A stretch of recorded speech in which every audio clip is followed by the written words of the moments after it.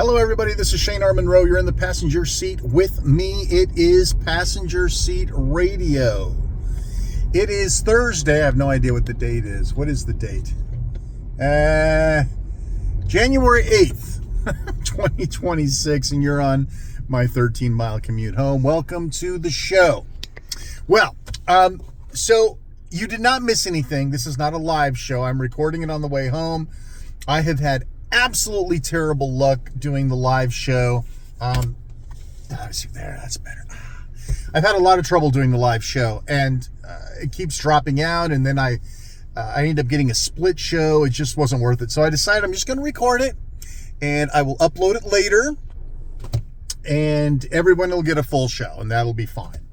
So I have a 38 minute trip home. Plus, I have to stop at the store. So we got time. So I figured let's use it. So I'm going to replace the original show. So we're going to cover some old territory here. But I wanted to have a complete show. So I'm going to get rid of the other one in case you already heard it. And I'm going to replace it with this one. So let's talk. So I went and saw Duran Duran. That was a lot of fun.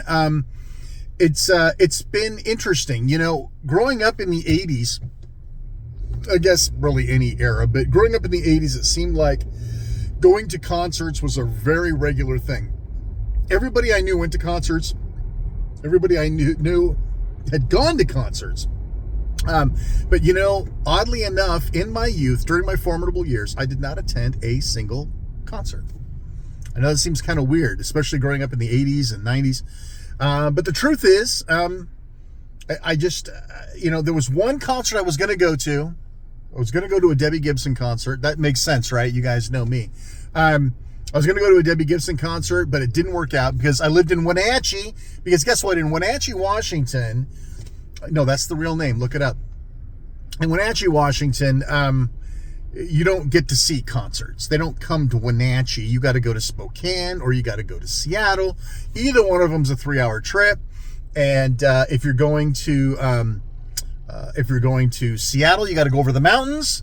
And then when you go over the mountains, you're talking about if it's any particular close time to winter time, you've got snow, you got to chain up.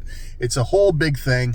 And listen, when you're 16, 17, 18 years old, your formidable years, that's just, you got a piece of shit car, right? Because that's what you have at that age. That's not something you want to do, is go trekking over the mountains in your piece of shit car in the middle of winter. So, yeah, there wasn't a lot of opportunity to see concerts. So, I got into concerts a little bit later in life.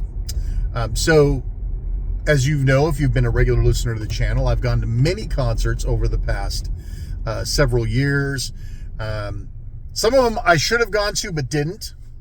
But I went to see OMD open for B-52s. I went to ELO, and of course now Duran Duran. So we've been pretty busy trying to get to go see concerts. My son has even seen more than me. He went to the Katy Perry concert that was here recently. He really wants to go see Lady Gaga in concert, but those ticket prices are through the roof.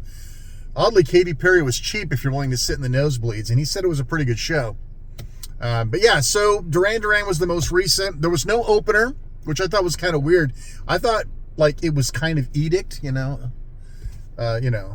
spectacles, testicles, wallet, watch, that all concerts had openers. This one did not. I mean, ELO even had an opener, a band called Rooney, who I did not remembered one of their songs, but didn't remember who Rooney was. And apparently they were a blip on the early 90s map. And of course, the early 90s, I was in the Navy, out at sea most of the time. If I wasn't out at sea, I wasn't in the country. So yeah, early 90s is like a black hole. It was funny, I was talking to a friend of mine. We were actually talking about the Duran Duran concert, so that's a great segue. And he was talking about a group that he missed that he really wanted to go see, and they probably won't tour again, a group called The Cult. No clue who they are. He played some of their music. I thought it was pretty good. But I didn't know him. He played, those are their big song. Nope, didn't hear it. And it turned out, it was during that dead period. I missed tons of television, music, pretty much anything pop culture-ish during those handful of years. Lost it. Didn't get any of it. So I had to kind of catch up when I got back into the States or away from being at sea the whole time. So Anyway, so Duran Duran, it was a great concert. It was at our big venue down here. We have 3 or 4 venues that are mostly for concerts and things like that. And this was the bigger of the ones. So they keep changing the fucking name. I don't understand. Maybe it's everywhere. I don't know. But like every arena in Phoenix has changed names like 3 or 4 times since I've been here. And it's always usually some fucking company's name. They sponsor it or something, so they get to rename the studio after themselves, right? The stadium after themselves. You know, this is the U-Haul Stadium now. Well, didn't it used to be, Phoenix Arena? Yeah, but now it's Mortgage Matchup Arena. What even fucking is that? It's not even anybody's name. But anyway, whatever. So, yeah, so it was a lot of fun. It's kind of a neat thing. So the arena is like 3 blocks from my office, from where I work, and my parking garage. Now, the smart money would say, save $40 in parking and park at your office and then walk down to the stadium. Could have done that. But, when I bought the tickets, I immediately bought parking because I don't know about any other venues, but the sooner you buy parking, the closer you get. You don't buy parking the day of, and then they send you these reminders. You don't have parking yet for Duran Duran at the Mortgage Matchup Theater. You want to go? Yeah, okay, fine. And then you do it, and then it's like a mile and a half away. You're in some shitty lot. It's a half-hour walk. But if you buy it right away, like when the tickets come, when the tickets are available, all of a sudden it's like, you can be, 0.2 miles away. But in this case, I went ahead and just bought the tickets, and the same time I bought the tickets, I bought the parking. So we were fairly close. Now here's something that's interesting. Right near my office in downtown Phoenix is there's a place. Okay, I'm getting ahead of myself. Sorry, I'm trying to drive too. It's very distracting. How dare they interrupt my show with the driving? So there's a place just off of downtown that I've talked about on the show before called the Deuce, D-U-C-E, the Deuce. Go look them up. They're a pretty cool venue. They have like 6 or 7 events throughout the year. Like every holiday, they'll have a big event. They have live music. They have burlesque shows, performers, fire eaters, strongman, contortionists. It's cool. It's like vaudeville. It's like a vaudeville act. And you can go, and they got fresh drinks. They actually prepare everything in front of you, right down to squeezing the limes and the oranges. Everything is made completely fresh, and you watch. So it's kind of fun. But it's a neat venue. The music's always really good. The acts are always really good. So we go several times a year. I think my wife's finally burned out of them, but we've been to them several times. Anyway, that place is, 5, maybe 6 blocks from my work. So we can't really park there, but they do have valet, which is great. But we decided that we didn't want to walk, right? Because the last time we stayed at the Hilton 2 downtown, you can look this up too. Hilton 2 is walking distance to the Deuce. And we did that one time that we went. And it was fine, but we decided we didn't want to walk again. Especially it's late at night. You get out of there at like midnight, 1 o'clock in the morning, and you just don't want to walk. I mean, it's kind of seedy down there, right? I mean, there's so many people that are out and about, touristy or nightclub, people that it's usually safety in numbers, right? If you remember an earlier show I talked about, we got stopped by a train and we couldn't get across. And there were people like jumping in between the cars and shit. Crazy ass people. But anyway, so when we went to the Deuce last time, we stayed at a place called Moxie, and it is I think it's a Hilton sub-brand. Moxie's a Hilton sub-brand, which it's one of the big conglomerates. I think it's a Hilton. But anyway, and it's literally like right there. Like if you like leave my office and walk around the corner, essentially, there's the Moxie. And it's a great little place. I mean, if you're ever going to stay in downtown Phoenix for whatever reason, look it up. The Moxie is awesome. We recommend it highly. It's very, very cute. It's only valet parking, so plan to add that to your room fee. But the rooms were reasonable. Just so cozy. You walk into this place, you check in. When you check in, you don't go to some big stuffy front desk. You go to the bar. You check in at the bar. It's awesome. You check in, they give you these little poker chips to get a couple of free drinks. The bar people are awesome. You sit down there. They've got these like almost like a living room area that you can like hang out. And, you know, they got games like little miniature cornhole games, and still can't get used to saying that. But they got all sorts of games, and they've got like, you know, vinyl on the walls and stuff. It's just cool. It's a cool place. And so I swear to God, this is coming around to Duran Duran, I promise. So we ended up parking at the parking garage that is like a block and a half from my work. So we totally could have parked at my office and walked. But, you know, here nor there. And so when we popped up from the underground parking garage, we're right down in like this great little area. And as it turns out, as we were walking to so we were early, right? My son and I decided to go out and have dinner. He got a little on the hangry side early on, so we decided to leave early and go have dinner. So we were early getting downtown, and we had some time to kill. So we're walking, and he's like, and I'm like, God, you know, we've got like 40 minutes, dude. I mean, do you really want to walk down there, stand in the merch line for an hour? I mean, you know. And so we were walking by, and it's like, holy shit, the Moxie's right here. I've totally forgot. So I'm like, let's go to the Moxie. Let's go hang out at the Moxie. So we went into the Moxie, and I got a drink. I got him a virgin cocktail because he's under 21. And we just hung out. We hung out at the Moxie. It was cool. There were other Duran Duran concert goers also there hanging out. You know, had it not been a weeknight, a fucking Monday night, I probably would have got us a room at the Moxie, and we could have just crashed there for the night. But yeah. So anyway. So we stopped at the Moxie, and then when we got there, the merch line, of course, was around the you know, like a cattle trough, you know. It's like lining up at Disneyland to go on fucking Star Tours, you know. So we got in line. They're very efficient, I gotta say. You know, I've been to a handful of concerts now. Now I'm so worldly now, and the merch lines have almost always been pretty slick. I mean, they're efficient. They're just get them in, get them out, get them in, get them out. It's usually the people in the merch line that are the problem, not the people checking you out or giving you the merchandise. It's the fucking people. They have no clue what they want.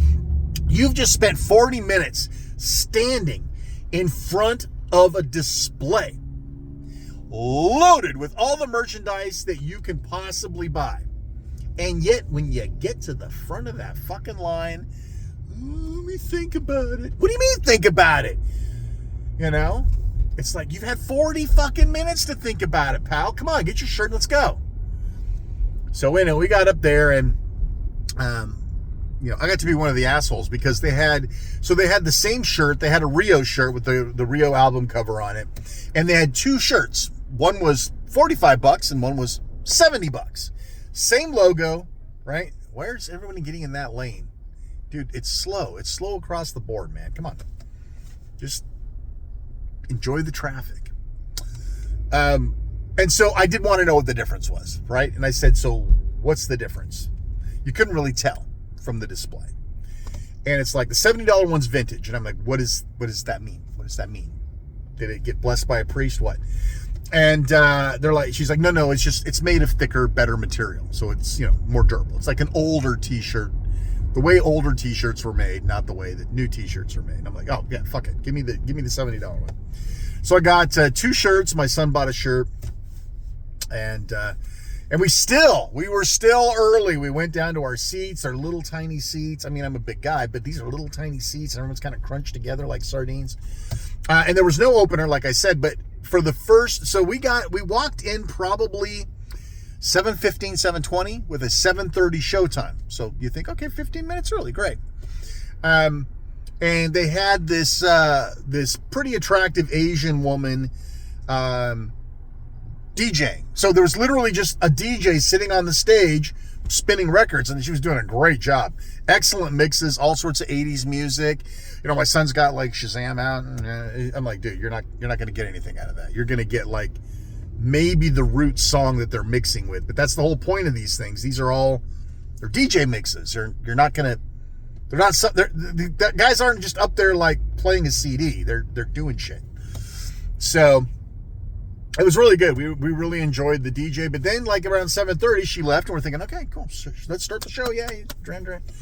And it's like, 7:40, 7:45, 7:50, 7:55 or something. Like, Jesus Christ, man. Damn.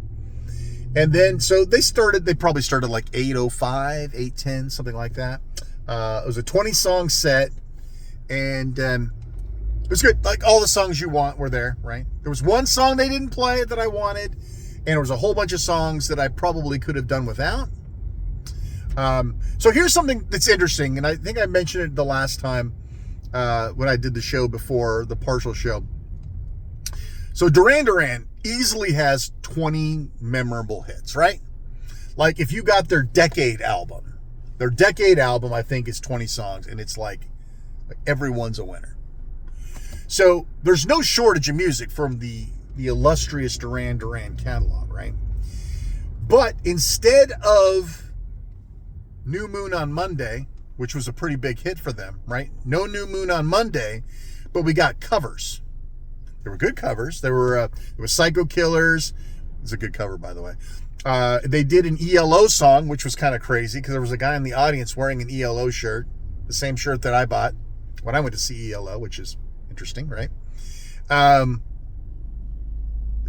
they played Evil Woman, which is, listen, it's a great song. It's a good cover, but it's like, so why would you not play New Moon on Monday, but you'll play Super Freak and this and that and the other? I don't know. Maybe they just get tired of that shit, right? I was thinking to myself, all of these guys have been touring, right? I think they took a break, right? Because if I remember right, and please don't make fun of me if I'm not remembering this correctly, I'm in the car, for crying out loud. I think Duran Duran split, and they became like Power Station. Is that right? Power Station. Simon Le Bon went solo because he was kind of a diva. He still kind of seems to be a diva. But that's okay. He looks like he's having fun. And then, like, I think the guitarist and the drummer maybe went on to do Power Station. They had a couple of hits, right? Some like it hot, some like it hot. And then I think they had two or three hits. And then I think they eventually, like all these groups do, they break up and then they decide, shit, we can make a lot more money if we tour as Duran Duran instead of Simon Le Bon, so let's go. And so the guitarist, is it Andy Taylor? Again, sorry I don't have a fucking cheat sheet in front of me, but the guitarist was not the original guitarist. He left the group like 20 years ago and he never came back. And that's fine. And they had somebody filling in. But the bass guitarist, the drummer, keyboards, and Simon Le Bon, all the original guys. So that was kind of cool. So yeah, it was listen, good times. Good times to be had, We enjoyed it a lot. So you can look up the set list, and I have a feeling that they'll be probably touring another few years at least, and that'll be cool. We'll go see them again. Sure. Get, even closer seats this time. We had really good seats. We were 15 rows back on the floor, just off center. Hard to go wrong with that. Now, I'll tell you what, we sat in the middle. This is sort of an interesting thing. So when you have 45 fucking minutes that you're sitting around waiting for the show to start, you start thinking about shit. And I kept thinking to myself, I'm a big guy, and I've got my son on one side, which is fine. I can just kind of drape on his ass. But then you get somebody on the other side. And then, of course, with all these concerts, everybody has to fucking stand up. And since the people in front of you stand up, you have to stand up, which makes the people behind you have to stand up. So I stood for like an hour and a half for this concert. But then you're kind of like, you're standing up, but you can't really do anything because you're kind of squished. I was thinking, you know where the money is? You know where the good money is? The aisle seat, right? Like if I was in seat 1 and my son was in seat 2 on row 15, section C, if we were there, one of us would at least be able to kind of like lean out into the aisle a little bit. And then I realized, you know what? The problem with that? Assholes. People who come in late to the show. And when I say late, I don't mean 5 minutes before it starts. I'm talking like 10 minutes after it starts. And guess what? Where they're sitting. They're sitting in the middle. So if you're on the aisle, there's at least a 50% chance that someone's going to need to get by you. Oh, someone has to pee in the middle of the concert. Now you got to get up and they got to get that. I know. Boo-hoo-hoo. First world problems. You had to fucking stand up at a Duran Duran concert. Boo-hoo. Why is this lane the only one not moving? I'm getting out of this lane. I don't care what anybody says. I'm out. I got to figure out at least why. Oh, it's because of that fucking turn. Jesus Christ, I would have gotten over ages ago. Well, you guys got 5 more minutes of show out of the deal. Damn. Can't believe I fell for that shit. Okay, well, that's all right. Like I said, you get 5 more minutes of show, 10 more minutes of show, whatever it was. Yeah, so what was I saying? Too close. Oh, yeah, so we'd see Duran Duran again. That was a lot of fun. We enjoyed it. All right, so let's go back to the other topic that I was talking about before I was brutally interrupted by YouTube dropping my signal. If you're a follower of my YouTube channel, not just to listen to Passenger Seat Radio, because I know some of you are podcatching it, there is a Podcatch.me. Podcatch.me is the name of the sort of rebroadcasting service. Because I'm not willing to pay for it, you don't get to get the Passenger Seat Radio episodes until 24 hours after they air. But if you don't want to come to YouTube because you have a personal vendetta against it, I get it. I won't touch anything Facebook related. You can always subscribe to that podcast through Podcatch Me, and you can get the shows that way. But you'll get it 24 hours after everybody else, and you never get to see it live, whatever. Some people like it live, some people don't care. So yeah, if you've been following the channel, it's been all Commodore 64 all the time. And so it's worth talking about why this is a big deal, where it came from, why the hell am I suddenly talking about Commodore 64, and what's coming next, what's next for the channel. So let's talk about what happened. So for those of you who don't know, and I'm sorry if this is old information or stuff that we've covered before, but it's worth talking about one more time. So Commodore, the company, right? Commodore, the maker of great personal computers from the 80s, the VIC-20, the Commodore 64, the Commodore Amiga. That company's been dead and buried for like 40 years, right? I mean, let's be honest. It's been gone a long time. So what ends up happening with beloved IPs and beloved companies like that is they sell out in liquidation, right? So Commodore goes bankrupt. They start selling shit off. And companies are interested in pieces and parts. They don't want to buy Commodore lock, stock, and barrel. They've got plans for something of Commodore. Whether it's just using that beautiful Commodore logo, or whether it's, licensing Amiga Kickstarts, whether it's the Commodore 64, whatever it is, they've got an agenda. They don't buy Commodore lock, stock, and barrel. So the shark starts circling, the buzzards start circling, Commodore goes under, and then you have a couple of options. There's a couple of opportunities where Commodore had sort of a chance, right? This big German company called SCOM bought like the Amiga rights, but they didn't buy all the rights. They bought Amiga rights, right? They didn't buy Commodore 64 or these patents or that patent or whatever.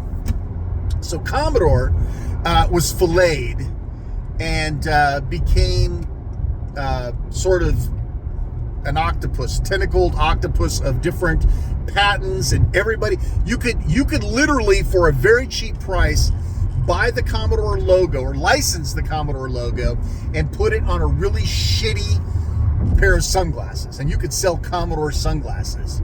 That's what the rights holders were doing with it. They were licensing the shit to really shitty companies.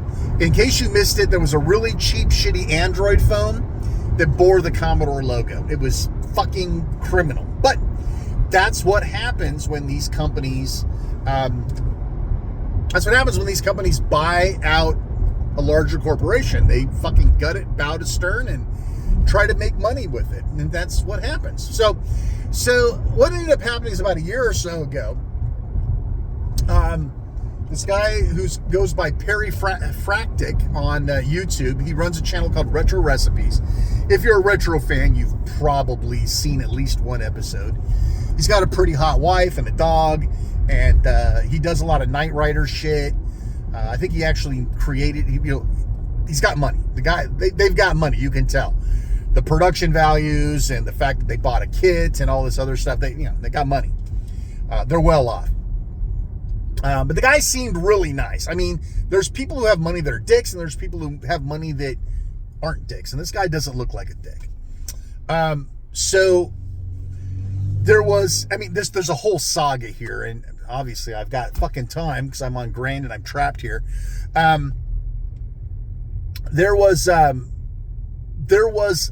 an opportunity to reach out to the copyright holders of Commodore and say, hey, we would like to do something with you. We would like to do something with a Commodore 64 or something. We want to bring computing back to the 80s where it was simple and you weren't doom scrolling all day long and all this shit. And they got into these discussions and they were talking money, right? Because that's what they do.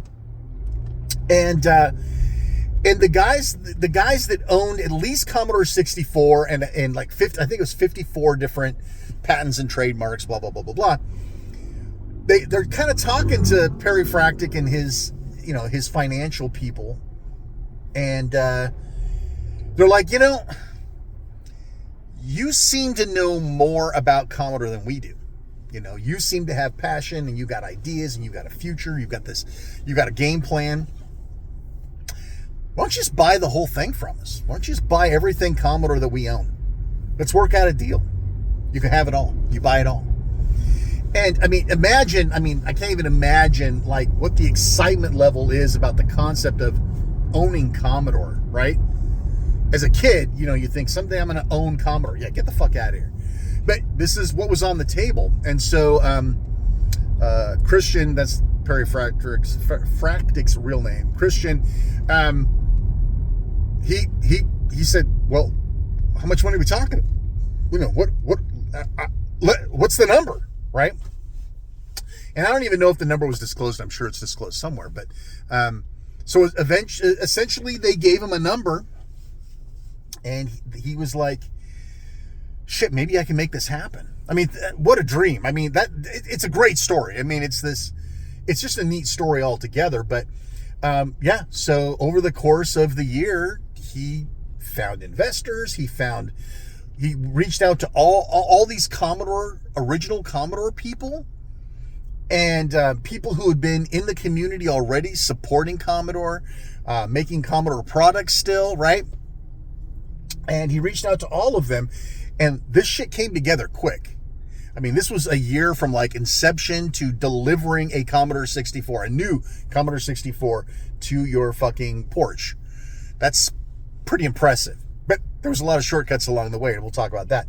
But the idea was all of the legalese piece of it, right? Had to take quite a bit of time and generating the cash and all that good stuff. But then like in the summertime, like early summertime, Christian's like, my dream is to get you a new Commodore 64 under your Christmas tree this year. And you're going, yeah, okay, right. We've heard this fucking shtick before. What's it going to be? A Raspberry Pi with a Commodore logo on it? Fuck off. But no, he's like, no. This will be special. I promise you, this will be something special. It's not going to be a Raspberry Pi with a fucking Commodore logo on it. We're going to do something right. We've got plans. You guys are going to love it. We'll tell you more as we know more. But our goal is to put a Commodore 64, a new Commodore 64, under your Christmas tree for Christmas 2025. And, everyone's like, oh, that'd be cool. But yeah, believe it. When it ships, I'll let you know. I'll let you know if I believe you or not. And everyone sort of kind of took that approach was, when we see it, we'll believe it. And as it turned out, he delivered, which is fucking bad shit. Less than a year. So how do you pull that off? Well, I'll tell you how they pull it off. So after the ink was dry, and they had a company, they had all of these people from old Commodore helping steer the ship. Really cool shit. That's when it's like, so they had a plan. Their plan was, and this is clever, their plan was to take a product that already existed in its bare metal form. And when I say that, I'm talking about the Ultimate 64 FGPA programmable Commodore 64. So this is a hardware-based Commodore 64. So if you buy a C64 Mini, or you buy a one of those C64 sticks, right, or anything like that, you're buying emulation, right? So you're buying essentially a Raspberry Pi with Vice running on it. Not bad, but is that real Commodore hardware? Remains to be seen, right? So they found this guy who was selling $300 boards that was an FGPA-based Commodore 64. So good, in fact, that it recreated, I got to watch the word emulate because that means not real, recreated the entire Commodore experience. I'm talking cartridge ports, serial ports, video ports, user ports, everything, soup to nuts, everything was there. But it's in a hobbyist programmable board, right? No case, no keyboard. You can plug an USB keyboard into it, but that's not really a Commodore keyboard now, is it? So he found people who were making keyboards, like Jim Drew, legend in the Commodore field, by the way. If you think you know the name, you do. They found somebody who was making cases. They found people that were making, this, that, and the other. Piece A, piece B, piece C. And they had connections with PCBWay, so they already had sort of a tap into sort of a major manufacturer, right? So all of this shit was lightning in a bottle. The pieces were out there for harvesting. All it had to do was be dragged under one roof, put together in a manner that that met the Commodore brand, right? And they did. They pulled the shit off. It's fucking nuts. So what ended up happening was, so let's pick up the story in the summer. Commodore is signed, sealed, and delivered. They're good to go. They've got a plan. They've got Gideon on board, who makes the board. They got Jim Drew, who's making the keyboard. They got all these people on board. I don't know what their deals were. I don't know if they're making money off the units. I don't know what's going on. But they're all in on it, right? Plus leadership of this new Commodore is a lot of the leadership, the good leadership, mind you, of the old Commodore. So that's pretty neat. And so they said, all right, we're going to start pre-orders in, I think it was late June, early July. We're going to start pre-orders. Get a brand new, modern Commodore 64. 99.9999999% compatible with all hardware, all software. You're like, wait, what do you mean all hardware? What, I can plug an REU into this thing? I can plug a data set into it? Yeah, you can. And it's like, holy shit, that's pretty badass, right? And so I sat on my ass because it was $300 for the non-special edition, right? The beige, the standard beige one was $300 plus tariffs, plus tax, tip, and gratuity. So it was like $350. And, $350, right now, today, in my current sitting in life, $350 is an easy green light to get. But Christ, man, like so many of you that probably saw it, maybe didn't pull the trigger, you're looking at it going, do I fucking need another Commodore 64? Jesus Christ, man. I've got two real working Commodore 64s in storage right now. I've got an SX64 that's still working with a real working keyboard, with original keyboard. I've got a real Commodore 64 bread bin, right? Original bread bin, 100% working. I've got floppy drives. I've got printers. I've got monitors. I've literally got a full-blown Commodore 64 system. The fuck am I going to do spending $350 on another one? So I hemmed and hawed for a month and a half, and I'm like, fuck. Do I want to miss out on this? Because this is probably going to be cool, or, what are the chances of an 80s computer company coming back to life and actually delivering something cool, and then guess what? You weren't fucking part of it. Commodore fucking raised me, man. I mean, that sounds goofy as shit, but the endless hours of my VIC-20 on my Commodore 64, on my Commodore Amiga, that I grew up with Commodore. Commodore was like my fucking nanny, dude. And if your nanny dies and you have a chance for your nanny to come back to life, you fucking pull the trigger. You know what I'm saying? So it's like, all right, fine. I'm going to do it. I'm going to break it out of the box. I'm going to ooh and ah over it for a little while, and then it's going to go back in the closet, and it's just going to go away, right? That's what you're thinking. You're thinking, fuck it. $350. I'll give up my birthday this year and Christmas. You don't have to buy me anything. This is what I'm going to spend my money on. Done. So I pre-ordered, finally, but it was late.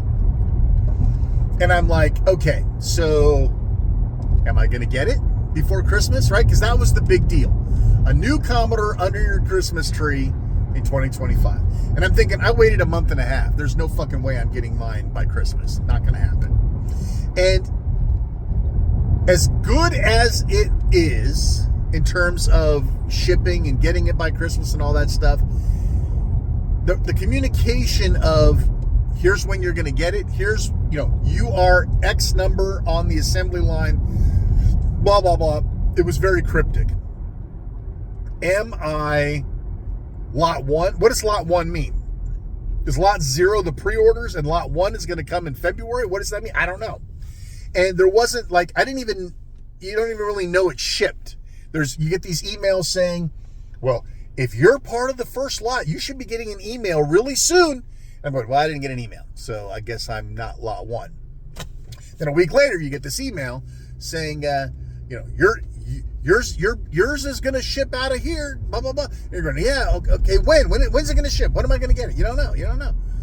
So there was a little bit of communication snafu. But at the same time, they're pulling off a Christmas fucking miracle here. So you got to give them a little bit of slack. I would rather have the machine land at my doorstep December 24th than to get an email giving me, February's arrival date. So, whatever. So, yeah. And so, even though I was late to the party, I did get mine on December 24th. And, you know me. I get a new toy. I want to unbox it for everybody. I want to show it on YouTube. I want to talk about it. I want to bitch about it. I want to, talk good things about it, whatever. And so, unfortunately, while I was not in the second batch, I was in the first batch. I was not at the front of the line of the first batch. So I got to sit, like many of you, watching assholes on YouTube basically pay zero fucking lip service to this device, right? So it's like unboxing and impressions. Let's unbox the new Commodore 64. And they weren't doing shit with it. It's like, okay, yeah, how many times can we see somebody take it out of the fucking box, right? How many times? So it's like, fuck that.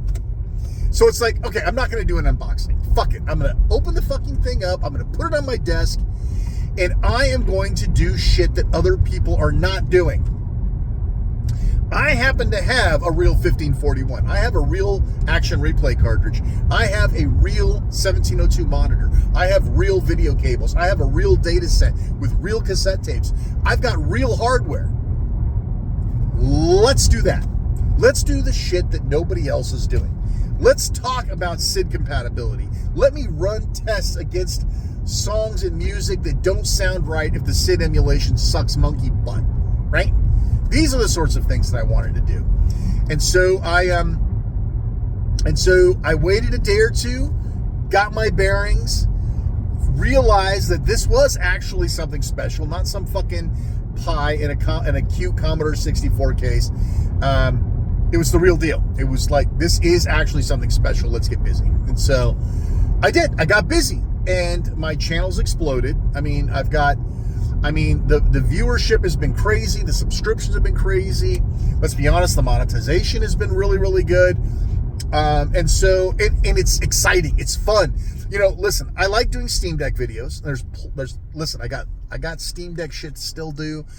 All the new Steam shit's coming out, the new Steam machine, the Steam frame, Steam controller. I've got so much Valve shit coming out.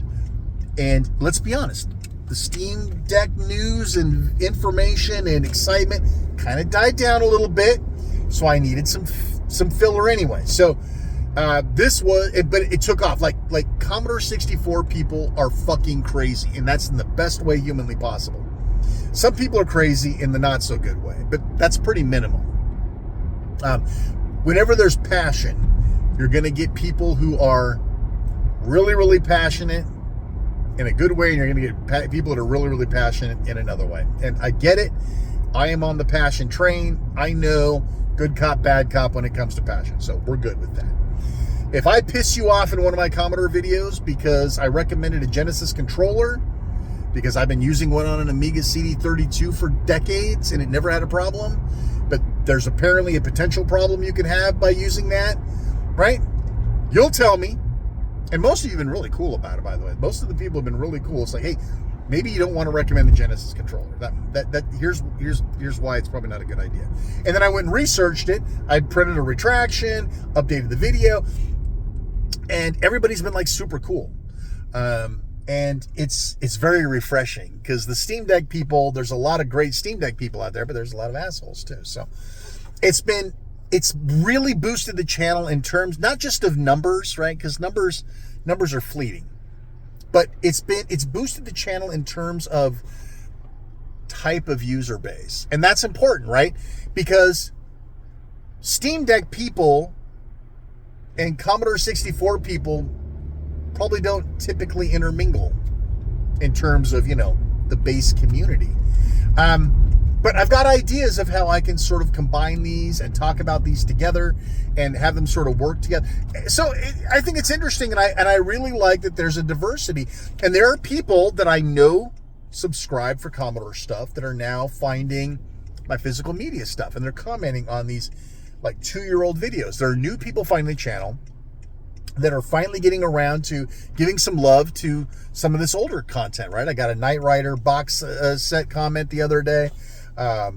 It's like really cool. And it's like, it's funny because I'll bring up, by the way, YouTube on the fucking Android phone. I don't know how it is on the iPhone, but on the Android phone, YouTube just doesn't have their shit together. I don't know what Google's problem is. Android is their fucking operating system, but it seems like we get the last of the last. iPhone gets everything. We even have the numbers, and we still get it last. But anyway, so like there'll be like this condensed list of comments, and you can't really tell what video it's for, just that it's comments and it's new. And I try to respond to everybody, or at least thumbs up everybody, or whatever, and acknowledge people when they do really long posts, or give a super or whatever. So I try to be as interactive as I can. And you'll get this comment, and it's like, what the fuck are you talking about? And it's from some fucking 10-year-old video, and you're going, oh shit, this has absolutely nothing to do with the Commodore 64. It has to do with, I don't know, some other shit that I was looking at 10 years ago. So it's kind of funny to get those those necro videos, I guess they call them, necro posts, necro videos to show back up and getting people talking about them again. So it's cool. It's fun. It's been really neat. So I'm very lucky to have the audience that I do. All right. Well, listen, you had a super long ass show. I have to go and get stuff for my wife for dinner. She's not feeling well. She's got like a super migraine that won't go away. So I get her the right food. Maybe it'll help. So, hey, hope you enjoyed the show. I'm Monroe, Pastor C Radio. We'll see you next time. Take care.